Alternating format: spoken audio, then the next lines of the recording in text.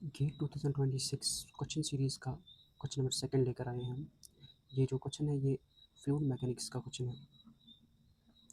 हमारा क्वेश्चन क्या कह रहा है, calculate the kinematic viscosity in strokes of a liquid if the dynamic viscosity of the liquid is 0.5 voice and the specific gravity is 0.4।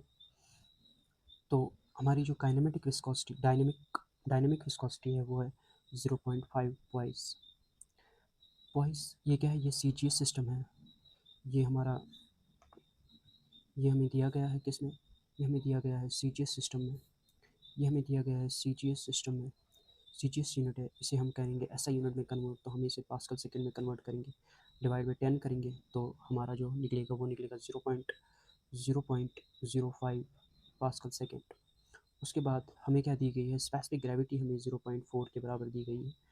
S is equal to specific gravity 0.4 के बराबर है। तो हमारी जो स्पेसिफिक ग्रेविटी होती है वो किसके बराबर होती है, वो होती है specific density of liquid. Specific gravity जो होती है वो हमारी होती है density of liquid divide by density of water. जो हमारी डेंसिटी ऑफ वाटर होती है वो होती है 1000। तो यहाँ से क्या निकलेगा, यहाँ से निकलेगा हमें डेंसिटी ऑफ लिक्विड। तो डेंसिटी ऑफ लिक्विड किसके बराबर है, डेंसिटी ऑफ लिक्विड है स्पेसिफिक ग्रेविटी जो हमें क्वेश्चन में गिवन थी 0.4, और हमारी जो डेंसिटी ऑफ वाटर वो कांस्टेंट है 1000 के बराबर। तो हमारा जो डेंसिटी ऑफ लिक्विड निकलेगी 400 kg पर मीटर क्यूब।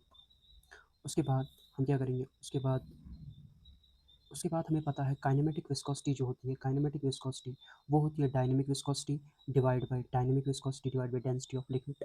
जो डायनेमिक विस्कोसिटी है वो क्या निकली हमें, वो निकली हमें पास्कल सेकंड में 0.05 डिवाइड बाई हमें डेंसिटी ऑफ लिक्विड किसके बराबर निकली, 400 के बराबर।